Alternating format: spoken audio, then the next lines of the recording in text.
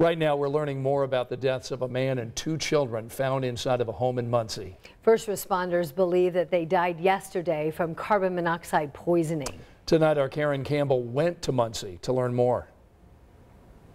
Part that I seen that baby come out of that door in her mom's arms. Traumatizing moments for Chevy Bennett.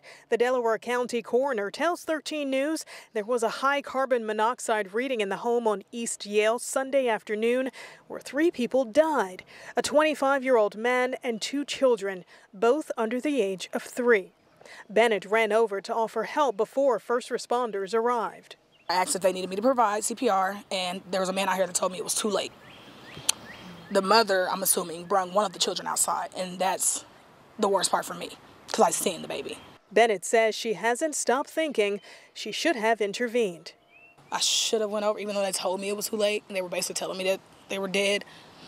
What if they weren't? What if y'all thought they were? Maybe I could have felt a faint pulse that y'all couldn't feel, because I'm trained to do that. Feelings she harbors as she tries to keep her own children safe from a potential carbon monoxide threat.